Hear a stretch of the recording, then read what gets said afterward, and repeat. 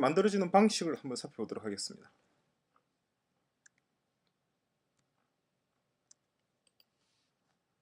주어 자체가 서브젝트가 아니라는 거, 서브젝트와 주어라고 하는 건 개념이 다르다는 거. 서브젝트를 주어라고 번역한 것은 언어학자들이, 영어학자들이죠. 영어학자들이 무식해서 그런 거죠. 자, 종속줄이 만들어지는 것. 방식, 크게 접속사를 붙이고 다음에 주어, 동사, 보충어가 되는 것이 가장 기본적인 방식입니다.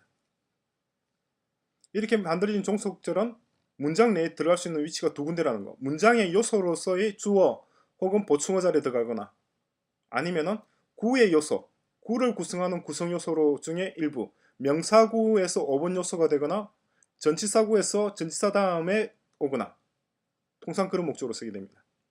그런 위치에서 사용되게 됩니다.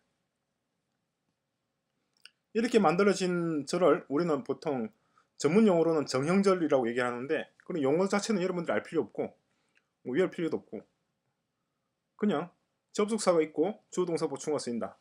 여기서 접속사와 접속사를 생략합니다. 접속사가 생략되고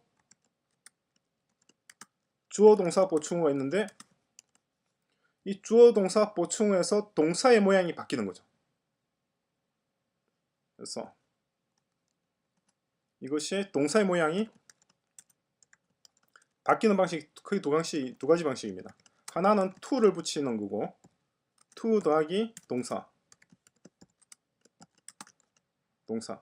이걸 뭐 to 부정사 이런 식으로 얘기를 하는데 그런 용어도 필요 없는 겁니다. 그럼 알 필요도 없고 기억할 필요도 없습니다. 그냥 to를 붙인다. 전치사 to를 붙이는데 이때 붙일 때 동사구를 구성하는 요소, 동사구를 구성하는 필수적인 요소 두 가지가 있었죠. 뭐가 있었나요?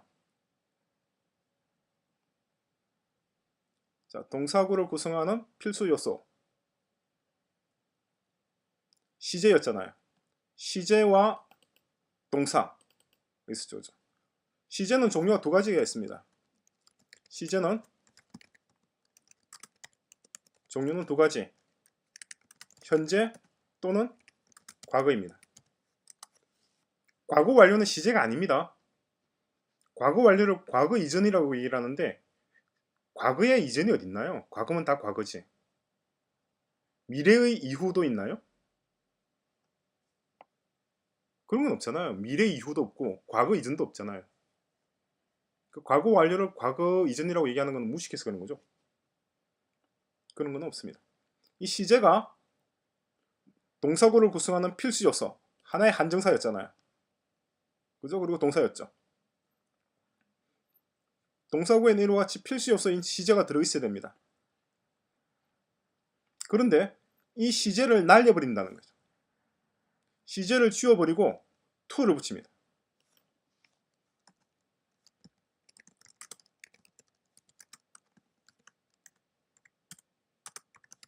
to를 붙이거나 혹은 ing를 붙입니다. 이렇게 하면 이것이 종속절이라는 표시가 됩니다. 또는 VING가 되겠죠. 그럼 접속사도 지워지고 시제도 지워지는 거. 그죠? 일반적인 보통 종속절. 그죠? 보통의 종속절에서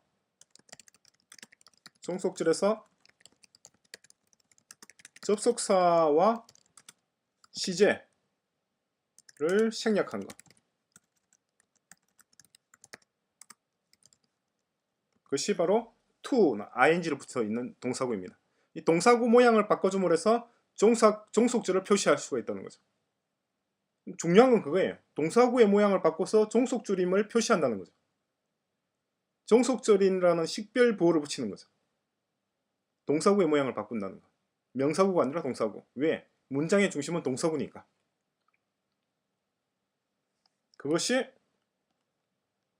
to에다가 흔히 to 부정사, 뭐 현재 분사, 동명사 뭐 그러고 공부하는 것들입니다. 그런 것들은 다 엉터리입니다. 투 부정사니 뭐 동명사니 현재 분사니 이런 것들은 다 거짓말이에요. 말짱꽝입니다. 그런 건 없어요. 이렇게 해서 종속줄이 만들어진다. 그러면은 다 이렇게 종속줄 만들 때 이와 같은 방식으로 만드느냐? 그렇진 않아요. 어떤 경우냐니까 접속사만 사라지는 게 아니고 접속사도 사라지고 S가 사라지거나 그리고 동사구 모양은 그대로 있고 이 설명보다는 먼저 그냥 접속사도 있고 접속사는 있는데 S가 사라지거나 C가 사라지는 거. 그렇죠. 이왕이면 이렇게 표시하는 게 낫겠구나. S가 없어졌다. 그리고 S는 살아있는데 C가 없다. C 중에 뭔가가 하나 없다. 이것이 바로 형용사절입니다. 관계절이라고 부르는 거죠.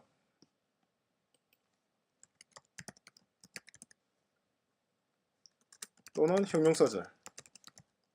절은 이러한 모양을 가집니다. 자, 이러한 종속절도 to나 ing를 붙여서 종속절임을 표시해 줄 수가 있죠. 그죠? 그럴 경우는 어떻게 되나요? 그럴 경우에는 이 모양 자체가 접속사가 사라지겠죠. 사라진 것은 가로로 표시하고 있습니다. 제가 생략했단 말이죠. 접속사가 사라지고 동사에다가 to를 붙이는 거죠.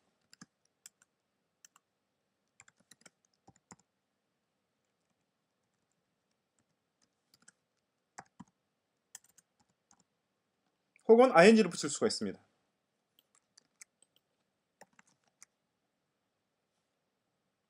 to가 아니라 ing를 붙일 수도 있죠.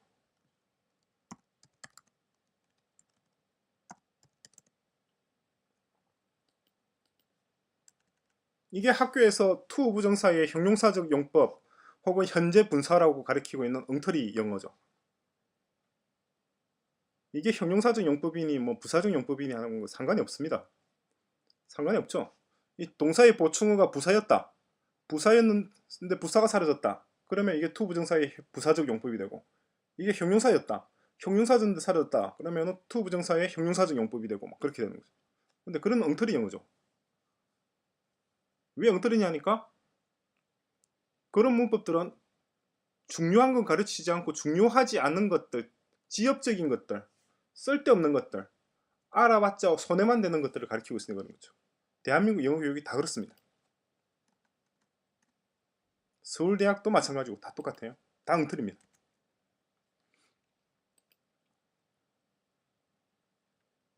굉장히 기분 나쁘게 생각들 하시겠지만 지금 제 수업을 받는 사람분들 중에서 현직 영어 교사분들도 계실 것 같은데 프로그래밍 공부하시러 들어오셨다가 괜히 엉뚱한 또 얘기를 듣는 게 아닌가 싶기도 할 텐데 뭐 그래도 사실은 사실입니다. 엉터리는 엉터리죠. to 부정사니 동명사니 현재 분사니 하는 개념들은 다 영어나 언어를 몰라서 그런 개념들을 만들어낸 거죠. 언어를 이해를 하고 영어를 이해하면 그런 개념들을 만들 필요가 없습니다. 자, 이렇게 만들어진다는 거. 동명사라고 하는 것도 뭐다? 동명사라고 하는 것도 전치사구의 요소로서 절이 왔다. 전치사 더하기 절이 되죠. 근데 이 절은 종속절이잖아요. 종속절이니까 당연히 전치사 더하기 접속사 더하기 SVC 형태가 되겠죠. 그렇죠? 그런데 이 절 자체를 어떻게 바꿨단 말이에요? 이거 자체를 접속사를 생략해버린 겁니다. 생략해버리고 동사에다가 ing를 붙인 거죠. 이게 동명사라는 겁니다. 이 동명사라고 하는 개념, 투부정사라는 개념들은 사실은 단순하고 사실은 간단한 원리인데 그 단순하고 간단한 걸 알지 못하니까 이해를 못하니까 복잡한 걸 생각하게 되고 복잡한 걸 생각하다 보니까 동명사, 현재 분사, 과거 분사, 투부정사, 투부정사의 부사적 용법, 형용사적 용법 막 그런 엉터리 개념들이 막 만들어지게 된 거죠. 제일 짧은 길이 제일 쉬운 것이 정답입니다. 쉽지 않으면 정답이 아니죠. 핵심과 원리, 사실은 항상 간단하고 항상 간결합니다. 애플의 아이폰도 아이폰 4나 특히 아이폰 4도 그렇지만 그 디자인의 핵심은 간결함이죠. 훌륭한 작품들은 다 간결합니다. 복잡한 것은 아직 성숙하지 못한 거죠. 안드로이드 같은 경우는 아직까지 아이폰에 비해서 한참 떨어져 있죠. 한참 떨어져 있는 수준이 그 디자인 수준입니다. 아이폰용 어플리케이션을 개발하는 오브젝티브 C 환경, 안드로이드 폰용 어플리케이션을 개발하는 자바와 이클립스 환경, 그 두 가지 환경을 비교해 보시면 금방 알 수 있죠. 오브젝티브 C가 자바라는 언어에 비해서 훨씬 더 간결하고 훨씬 명료합니다. 그리고 엑스코드라고 하는 개발 환경, 통합 개발 환경이 이클립스에 비해서 훨씬 간결하고 훨씬 명료합니다. 훨씬 간결하고 훨씬 명료하니까 훨씬 훌륭한 작품들을 만들어낼 수가 있는 거죠. 영어 문법도 마찬가지입니다. 이게 답니다. 투부정사니 동명사니 현재 분사니 하는 개념은 만들 필요가 없어요. 그런 건 있어서는 안 되는 개념들입니다. 과거 완료가 과거 이전이라고 생각하는 것도 착각이고 그건 논리적인 모순이죠. 과거보다 더 과거가 있을 수는 없죠. 안 그런가요? 그럼 다 엉터리 개념이죠. 그런 엉터리 복잡한 개념이 만들어진 원인은 간단한 것을 간단하게 이해를 못해서 그런 겁니다. 여러분들은 간단한 것을 간단하게 이해를 하시면 됩니다. 자, 이렇게 해서 절과 우리가 문법적으로 공부해야 될 것은 거의 다 본 겁니다. 대략 1시간 정도에 걸쳐서 영어 문법은 다 훑어본 거죠. 이 정도면 충분해요. 이 정도면 충분하고 이제 실제 문장을 보면서 우리가 공부한 내용들이 어떻게 현실 속에 드러나고 있는지를 확인만 하면 되는 거죠. 항상 그래요. 중요한 수업은 첫 1시간에 다 있습니다.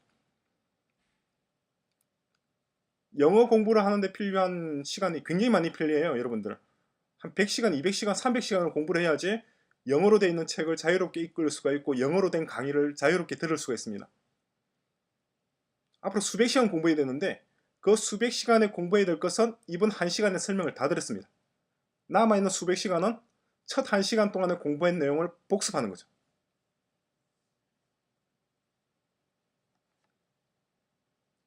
지금 약 1시간 15분 정도에 걸쳐서 설명드린 내용이 영어 문법의 전부입니다. 더한 문법은 없어요. 이제 개별적인 거, 구체적인 것들 하나하나를 우리가 세부적인 내용들을 살펴보긴 할 텐데 그런 세부적인 내용이라고 하는 것들은 지금 제가 설명드린 내용을 보완하는 수준에 불과한 거고 실질적으로 영어에 관련된 문법은 이게 다입니다. 개체가 모여서 사회를 구성한다.